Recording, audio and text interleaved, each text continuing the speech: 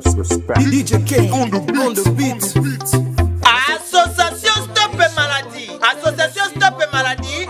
Et pas y a docteur Alexis Magola Mustafa. Moto. Ye aye kosunga bana nyonso na kopesa bango lobiko ya malamu mena pri ya moke. Awa na danse traditionnelle moderne. Batali kotraiter ba marque nyonso ya maladie. Hémorroïdes, hypertension, hernie, diabète, troubles mentaux, faiblesse sexuelle, prostate, épilepsie, appendicite, myome, péquiste, sida, Ebola, coronavirus. Voilà, merci na bino balandia chaîne na biso kitoko, chaîne préférée, chaîne bino bolingaka mingi kolanda na pesi bino lisusu ba mbote belé et pas nyonso bino bozwami. Tokomi na ngonga obolandaka émission ya centre traditionnel moderne association Stop Maladie o ekamba makabongo et pas ya le docteur Alexis Magola Mustafa alias Moto. Merci lisusu na bande ko na bike boza de partout bovandaka liboso ya chaîne bino pona kolanda nini oyo docteur Alexis Magola alingi ko sa population à travers émission na ya centre traditionnel moderne association Stop Maladie.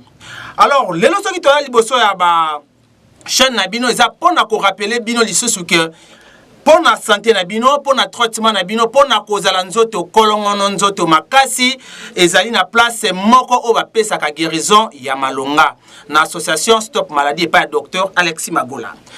Na association Stop Maladie boye ba ke kuna basalaka examen ya ofele. Examen za ya ofele yo kofuta ta 10 francs na yo te. Alors examen ngo sala makana nini bango basalaka examen na bango na scanner azali machine o azali ko examiner nzoto mobimba banda na linzaka kino na suki ba malade ebata makaona na kata nzoto wana ba malade ebata makekota yo oboke bo salisi be examen zo mona na te wana et pas na biso na scanner malade wana ebimaka nyonso. Alors bakisi ezali mieux placé kaka na association Stop Maladie et pas docteur Alexis Magola Mustafa. Bande ko ebele ba ebisanga balobi me landu dema biso to meka bakisi ya ba tradi moderne bili. Ba melisa biso ba bido, ba melisa biso ba karafo, ba meli ba fongola sokutu minoro ba tia bante noir. To mela bakisi yango to bika te. Est-ce que kuna to ko bika?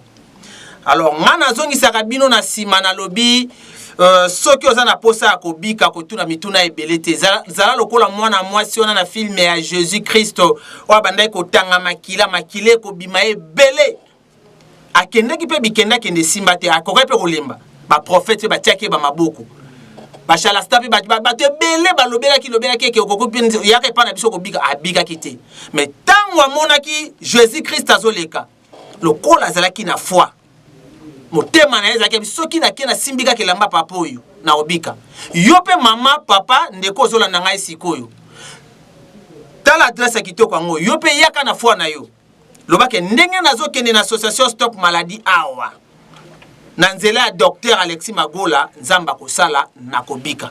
Alors yaka et pas docteur Alexis Magola Mustafa ndoko za guérison na ndenge moko ya malamu awa na plateau nazanga mokote nazali na le docteur auto mesana ko benga mingi ya yuyu V8 auto ana na plateau toto meka mpe ko partager yé pas na message o memeli population o euti et pas ya docteur Alexis Magola Mustafa na koleka déjà ko pesa mbote docteur yuyu V8 mbote na yo Stop Maladie. Merci beaucoup Lando Dema de la patrie merci encore une fois na bande ko balandi o bazui opportunité ya kolanda biso na kati Afrique et pourquoi pas dans le monde entier na o Italie émission spéciale et à centre traditionnel moderne et association Stop Maladie oyo ekambami pa ya docteur Alexis Moto a sikanyo swazwami donc tozo pesa na bande ko nyonso o bazolanda biso mbote na tango oyo bisika nyonso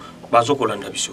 Voilà, merci V8 na kanisi bomoni wana docteur V8 wazali docteur responsable à centre traditionnel moderne Brazzaville ye otozana awa na plateau. Alors to komeka pe ko solana ya yu ameka kofongola biso mwa muke parce que tozo comprendre te na Stop Maladie bakani nyo bango ba traitaka. Pona zo mona kaka mutu aye akoti na Stop Maladie abimi abina yo kibi. Si tozo ebate bakani nyo bango bazo traiter yemoka fongola biso a to comprendre nini o epa na bango ba traitaka. Stop maladie. Merci encore une fois. On a vu que la population a besoin de précision. Donc, dans ma campagne, il faut sensibilisation. Docteur Alexis Motomoto a une initiative na yemoko personnelle. Et ce qui est dans le centre traditionnel moderne, ils ont ONGT.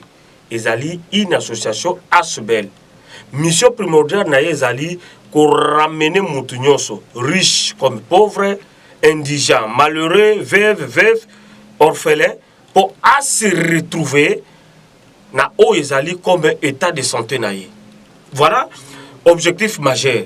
Et tant que awana centre traditionnel moderne et à stop maladie, mission et puis objectif na yezali que Moutounyoso oyo amona pe azoko mona été nous autres les aussi mbaté quel que soit race naie quel que soit rang social naie quel que soit autorité naie parce que tant maladie ya kana nzoto amuntu etala kate que yaza colonel ou yaza général ou yaza président de la république ou yaza sénateur ou yaza député non maladie ezoko kota parce que biso nyonso ezala ba nyonso na tangi wana toza construit na image ensemble. Et tant que maladie il y a par rapport à conditions hygiéniques, conditions alimentaires, donc Moutounion azali censé ya kozala atteint. Et liboso ezala ki soko yoki ke Moutoaza traduit moderne ou tradition et comment ki lokola synonyme ya banganga ngombo. Oh Moutoaza voyant, aza mutabakisi, aza na kindoki. Non. Traduit moderne ou soit tradition, ezali synonyme ya ke Moutoazo ko travailler na eloko eza naturel. Donc, bisonne toza ampicilline, amoxy, diclofenac, ozapin, quinine. Source nango eza wapi? E utaki ka likolo boneti man ndenge utaki te. Parce que soki total na Bible man avant uta likolo koya ezaki na source utaki. Et puis ekotaki na cuisine nzambe nda tini po bato balia. Bamo nango exploit. Que non, eloko koi, mais eza na source te. Non, eloko nyonso eza na source nango. Même la Bible lobi ke eloko moko ekoki ko salema na mboka.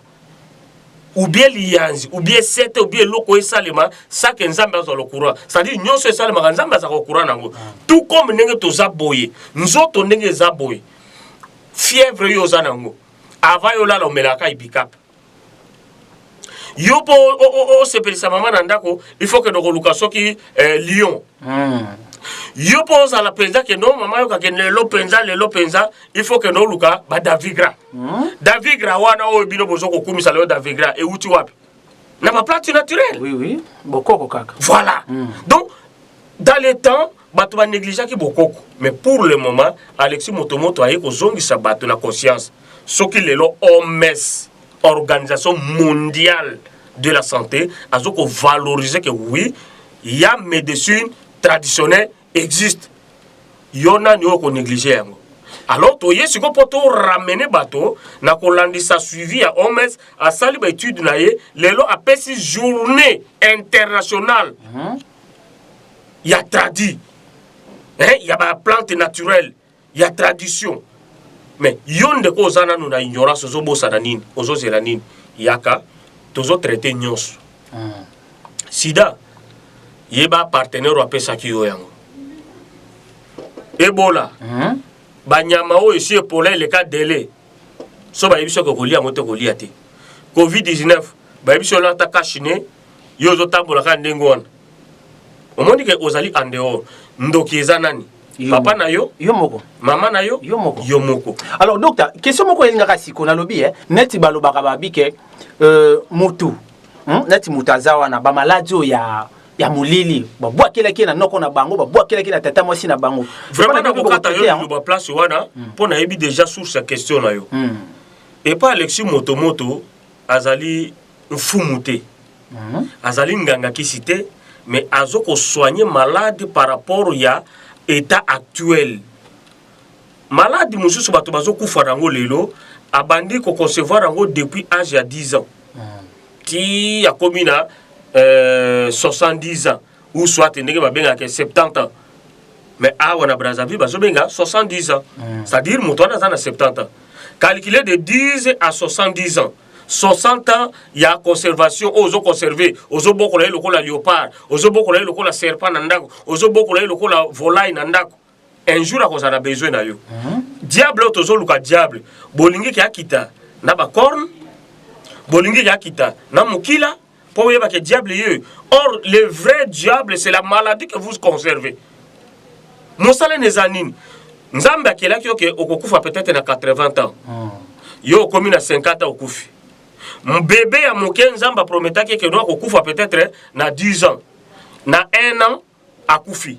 Pona nini azu tétanos. Yo maman oyebi ke mwana wana azu tétanos o négligé. Voilà le problème. Donc Alexis Motomota ya zongi sabato. Toza ba africain, hein? Il faut to zongela. Chinois lelo à plein midi. Yo zo luka ngoki ya malili. Yo zo luka boster rouge ya malili. Ya zo melela yo ti ya monto et bimi na kata thermos. Voilà, merci docteur V8 ya yu. Question moko eze pas docteur. Docteur, ngana ngina tuna na question oyo. Na yebi ke scanner eza appareil moko to banda ko kende bali banda ko voyager musika pour na ko sala examen pour na ko yeba qu'est-ce qui ne va pas na kata nzoto na biso. Mais stop maladie a mimi scanner wana mais ati yango examen zala ya ofele. Hein? Na habité idée on a ofele pourquoi? Merci beaucoup pour la question là yo. Na yebi que ezali motuna moko na zalaki ko zela ke koyak. Mais ekomi scanner et pas ya docteur Alexis Motomoto ezali vantardisme te. Alexis Motomoto d'abord na ba statut na ye na ba diplôme azanango na ba titre de qualification azanango ba bengi aza d'abord ambassadeur universel de la paix. Soki bandeko bazali banda batanga miko kolekanga bakoko énumérer que un ambassadeur de la paix objectif neza nini na kati ya population ou bien na kati ya communauté. Ça c'est un. Bakoko décrit que non d'unitaire d'état azanani et puis rôle na kati ya communauté ezanini. Azali notable azali nani musala na ye ezali ni na kati ya population. Azali chancelier ba terme nyoso wana bientôt là il n'y a même pas un mois a komi na mboka point noir na République du Congo mais baye ko pesa ye prix exceptionnel yango pe likambo nga na lingaki to koma penana no voilà to koma penana wana bandeko bozolanda ngai na lingaki docteur yu aloba yango parce que ba pesier prix wana liboso ya bakonzi babi non batali misala zo sala babi tete papo yazo mériter prix mo photo pesier ba pesier yango. Alors lokola la télévision eza radio te na kotika bino bolanda ndenge nini bazo pesa ye yango na maboko liboso ya bakonzi na kati ya Pointe Noire musala malamu yango nde bato bandimaka. Stop maladie. Monsieur l'ambassadeur de la paix, lauréat de ce jour, la cérémonie qui nous réunit ce jour est le signe manifeste de l'hospitalité dont on fait toujours preuve le personnel de la maison Top Maladie. Ces femmes et ces hommes à qui nous rendons un hommage mérité pour avoir compris à temps que la paix est une denrée qui nous est toujours indispensable. Nos félicitations vont surtout à notre ambassadeur de la paix, Alexis Motomoto, qui s'essaie à mettre à la disposition de la population de Pointe-Noire une tranquillité dans les esprits des Porténégrins pour avoir donné aux mamans et papas de la ville Océane les soins appropriés qui leur garantissent un souffle de vie. Nous, Arlène JC, Association des journalistes chroniqueurs, nous obtussions, nous fuyons, nous cherchons l'homme pour ne chercher que ce qui est du meilleur en lui. Voilà pourquoi nous, Arlène JC, avions pensé de remettre à l'association Top Maladie et à son patron les dites distinctions que nous appelons le président clerc de la nation et les 100 ans que Pointe-Noire a dû passer. Est-ce que nous allons attendre les titres posthumes pour reconnaître les vraies valeurs? Je crois que l'histoire s'écrit aux vivants et non aux hommes. C'est aujourd'hui un grand jour pour la ville océane. Parce que ces événements ne viennent qu'une seule fois dans la journée, dans le jour, dans le mois, dans les semaines, dans les années suivantes. Aujourd'hui, nous connaissons que notre frère Moto Moto, dont Pointe-Noire, est la fondation sur laquelle bâtisse la santé de vie de la population ponténégraine. Cet événement sert d'exemple à tout le monde et que vive le Pointe-Noire, vive le Congo. Je vous remercie.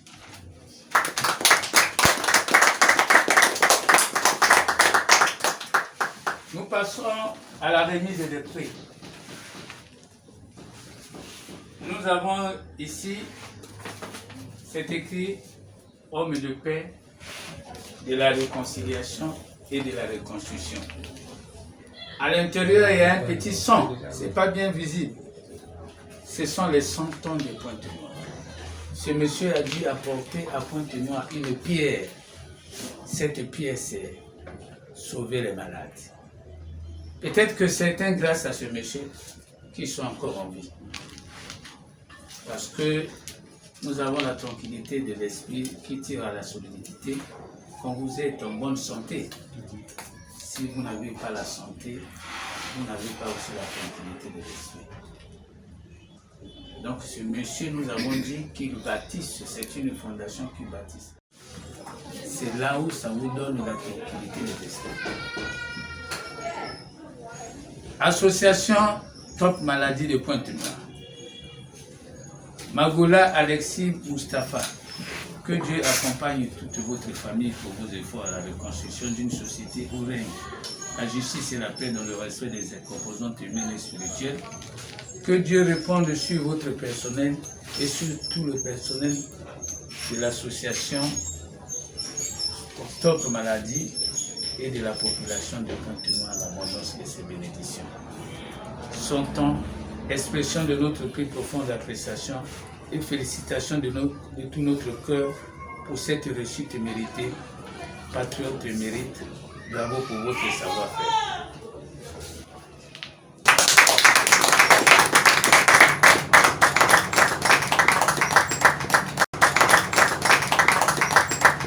C'est même un bon souhait. Même penser à nous ça diplôme parce que franchement le résultat est un beau truc. Parce que ça diplôme c'est que membre malonga quel est message j'en suis sûr la que tu dis diplôme parce que preuve qu'elle Stop Maladie. Voilà, on a boti kolanda ndenge nini bazo pesa docteur Alexis Magola Makambu. Ba pesi yango pona musala malamu azosala. Merci docteur Alexis Magola. Nzamba continuer toujours ko bakisela mayele pour que la population ba ko kozwa libiki ya malamu na nzela na yo. Alors V8 ndenge olandi wana commentaire nyoko ko lobela. Eloko nyoko ko loba wana likolo ya image oyo moni wana. Bon, balobi que les bons codes font les bons amis. Et le Banini. Docteur Alexis Motomoto, peut-être non par rapport à diplôme, par rapport à titre de mérite ou à Zalaki Nango, et peut-être à Somba qui Yango pour la corruption. Mais la Pointe Noire a totalisé à 3 mois, 4 mois, 6 mois. Mais pas PCM. Et puis, ceux qui ont un problème de nationalité, titre naïe, il ne devrait pas mériter ça. Mais et l'okonine est une structure oyo, organisme oyo, association oyo, bayati balobake non, tu mérites pour la opération ou bien exécution, il y a moins de 90 jours ou soit 90 jours. Ba PC yango na maboko, balobi tozo pesa yo communauté chrétienne. Toye ko soutenir yo, ko renforcer yo, ko encourager yo, au continuer. Mon frère, yo lelo ndeko mobali ndeko mwasi. Okoki koloba. Okoko vanda na nganda na yo, ozomela mwa boster rouge no mangoke na yo, ou bien ozomela turbo no légende na yo, ozoloba n'importe quoi. Non. Misala nyonso oya malamu ata soki yo moto lingi ko bomba ngona se amesa même Bible lobike na ko tombola même mabanga et ko témoigner. C'est ça le témoignage. Soki bino ba congolais ya RDC bozon ndima mosala makola zo salate mais congolais ya Brazzaville a mon expérience ba yazemi ba jui o ba zwaka te pendant autant d'années o mabale kabonaka ba bengi basile bango akala ba o ba bengaka bango ba soso lelo ba komi bato ba o bazaki na ba saki ya ba prostate ba sonde na nzoto ezoko eza lokola kiva azoke de kotoka mai na forage lelo ba longoli yango papa ata so balobike da kindoki yango mawa ezalaka te okokuta pe un officier sorcier oyo azaka na décision ke no bobo maye mokolo na koyokelo mawa ndenge pe bayokeli magola mawa lelo. Voilà le problème. Donc musala malam il faut emonisa mana miso bato. Donc eloko na ko conseiller bandeko centre traditionnel moderne et ezo sala course au pouvoir na mutute ezo sala concurrence na mutute yondeko ya critique yondeko ya mafinga problème eza nini lelo oyo ba diabète ba prostate hémorroïde insuffisance rénale gros cœur tension donc ezo ko kota na bato parce que biso moko toza bandoki ya vie na biso yo kekaka mwana ya kisi wana zoleka oyo nde buka mbeto yo lobike non ngo za na posa oza na faiblesse sexuelle kangi yo oyo soko mbele ngo lelo mbeto ko buka na okibi mbago yo yebi eloko nino esali que faiblesse sexuelle non remonisama. Voilà le problème. Yo vandi olobike non ndenge tozawa o eza kisi penza soko vandi ata so balobi mokongo ngo eza ndenge nini okome yo zo mela kisi na imprécision mais lelo magola aye na structure na stratégie yake ata soko za mwana na ngai ya ndako avant mela kisi il faut na identifier et loko nini ezoko déranger yo. Voilà différence. Donc lelo to ye ko pesa congé na bana nyonso ya bakisi ba papa nyonso ya bakisi bavanda kana bakoya ba veni na koya ba rue na koya ba boulevard na koya ba presse que basala nini bakanga bisaka na bango nazoko profiter ko senga na gouvernement na bakonja mboka oyo bazoko yeba keno pona mboka ekende liboso il faut batu nyonso bana na santé malamu wana nde objectif ya liboso soko tangi na kati ya règlement ou soit na statut association ezali ko tu valoriser keno mboka mokonza mboka akoko sa na bato na ye na ba député na ba honorable na ba sénateur na ba ministre na ba généraux na ba structure nyonso il faut motoza na nzoto bo pikiliki bo nzoto ezala mais lelo oyo ozokuta bato bazokweya ndeto zo senga eke ba ndenge ba juge stratégie ya ko sala ba recensement ba identifier ba vrai na ba faux pour ko éviter ba imputation o bango nyoso bazandenge mo parce que lelo ebele ba boyi ko mela kisi bokoko pona nini bango nyoso baza ndenge moko me biso so tozandenge moko te. Voilà, biso nyonso tozandenge mokote. Merci na bandeko nyonso bazolanda biso de partout na lobi que ozana posa ya ko contacter biso na émission numéro ngwana na association Stop Maladie na zo bino ndenge na lobaki ne bandelike sauf kaka sida, coronavirus pe Ebola. Ba maladie nyonso etikali wana yaka nango ba kopesa o guérison ya malamu.